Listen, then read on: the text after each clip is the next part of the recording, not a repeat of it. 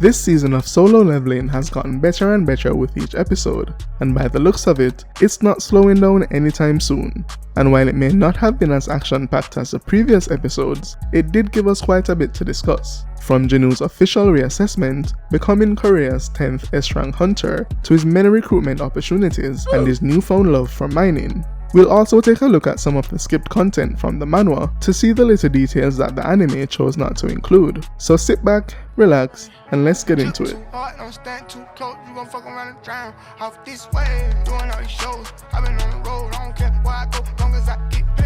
The episode covers chapters 62 to 66 of the manhwa, as well as the remainder of chapter 61 that wasn't covered in the previous episode. It continues with Jinwoo exiting the demon's castle after collecting 2 of the 3 ingredients required to make the elixir of life to cure his mother. Realizing that the final ingredient will likely be on the 100th floor, he considers that he may need to get stronger before attempting the castle once again. His dilemma being that officially he's still an E rank, so he won't be able to participate in higher level dungeon raids, leading him to the decision of getting his rank reassessed. Now, the anime did cut quite a bit of information from the previous episode that would have given us a better idea of what his current stats are, and I do believe they're worth discussing. He enters the demon's castle at level 61, just reaching the level of S rank. We see where he confirms this after meeting with Yunho at the Red Gate, using him to gauge his current strength. He gains an additional 16 levels from his battles inside the castle, exiting at level 77, so we can estimate him to be around mid-S rank at this point. Also, as part of his quest rewards for collecting 10,000 demon souls, he received 20 additional status points, all of which he puts to his intelligence in order to increase his mana. So his trip to the demon's castle was a fruitful one to say the least.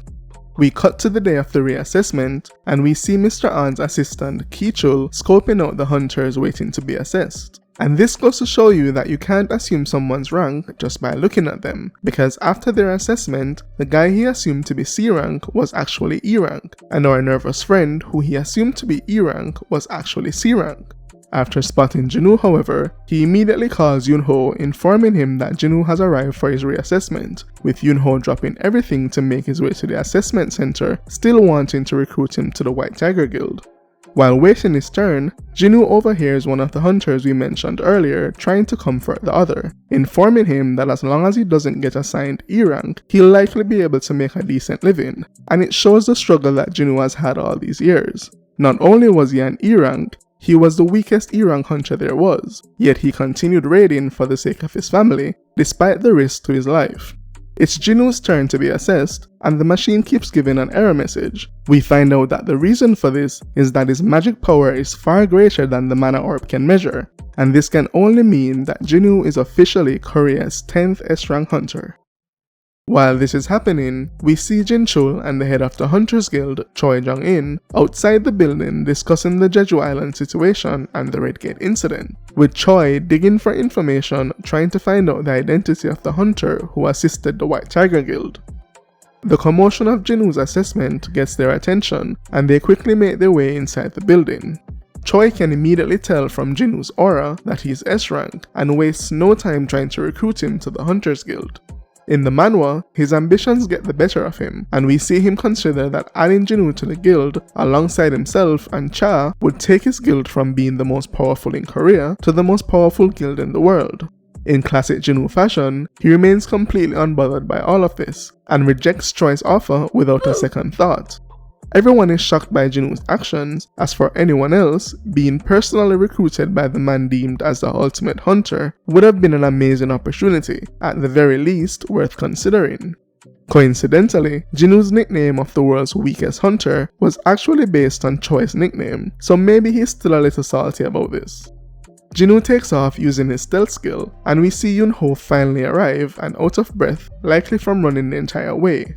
Choi sees this and starts to put 2 and 2 together, realizing that Jinwoo must have been the one who was involved in the Red Gate incident, which is why Yunho is desperate to recruit him.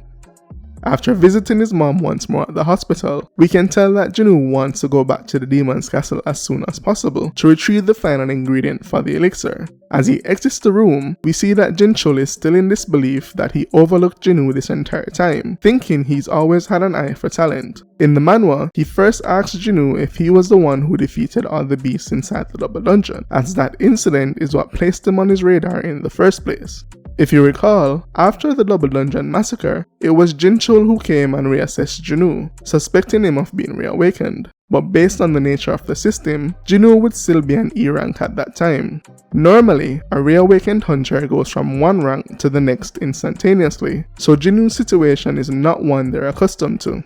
Jinwoo meets with Chairman Go, who congratulates him on his S-rank assessment, explaining to him that the follow-up assessment is just a formality, and is actually a tactic created by the Hunters Association to be able to make contact with them before the larger guilds. Which brings him to the true purpose of this meeting, which is to recruit him to the Hunters Association, offering him a key position in their ranks.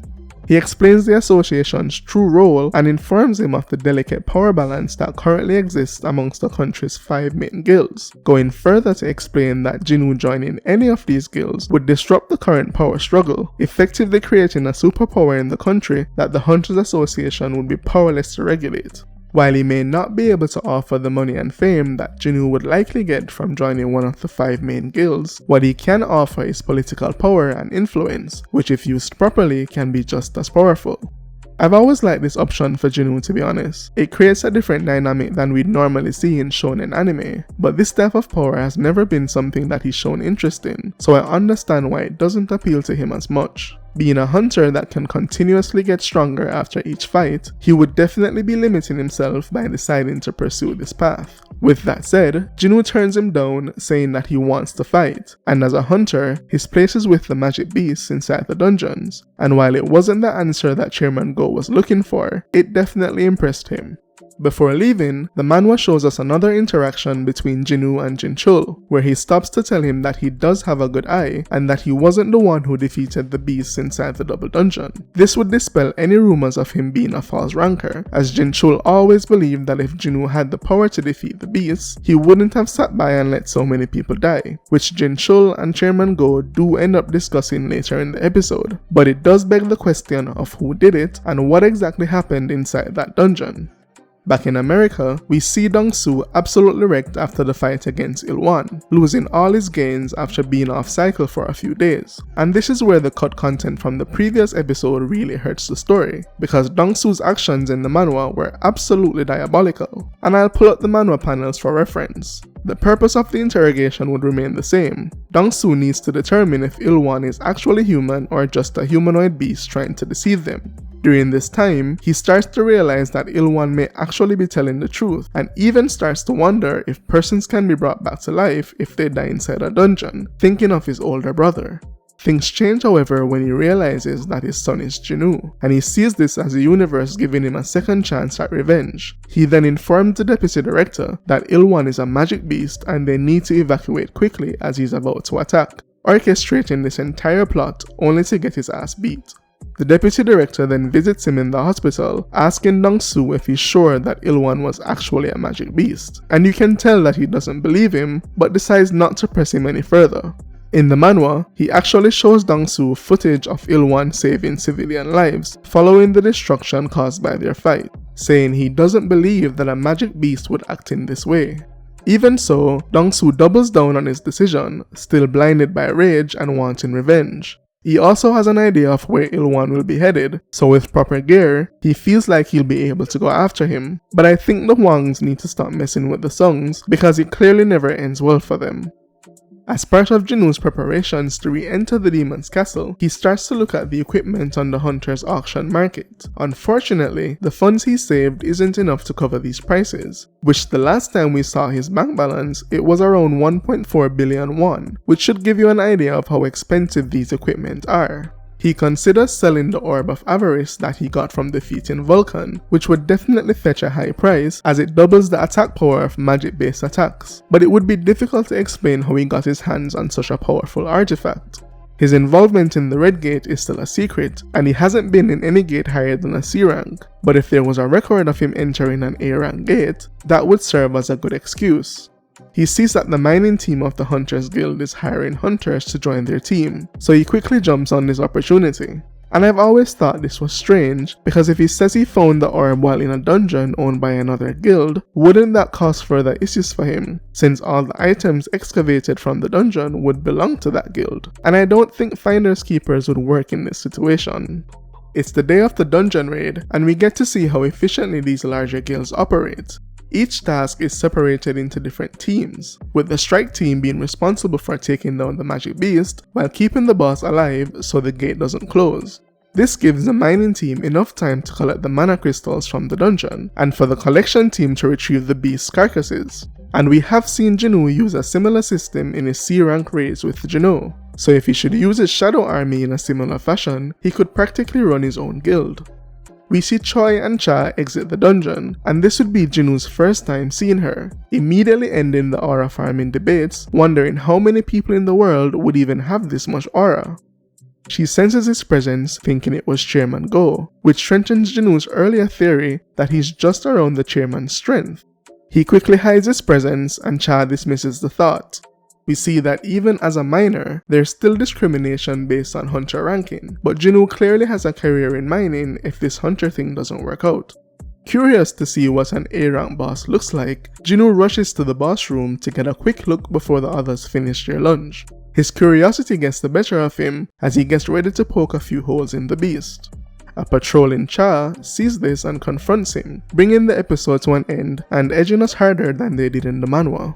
So what can we expect going forward? From the episode previews, we'll likely start off with the interaction between Cha and Jinwoo, and he'll definitely have to answer for why he's wandered this far into the dungeon. It also seems as though Jinwoo participates in another raid, as we see him with what appears to be a strike team. So does this mean that he's actually decided to join a guild? And while we're on the topic of guilds, another guild option that we haven't seen presented to Jinwoo as yet is to join the Yujin guild and continue raiding with Jinwoo.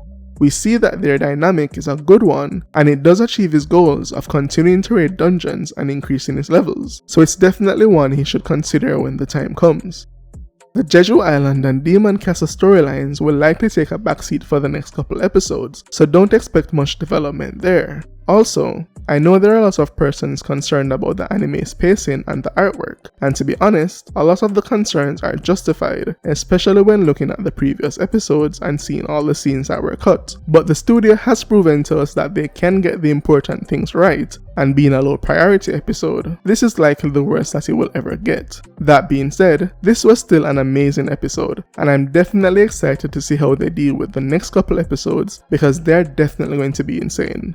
If you've made it this far, don't forget to leave a like and subscribe for more solo leveling videos.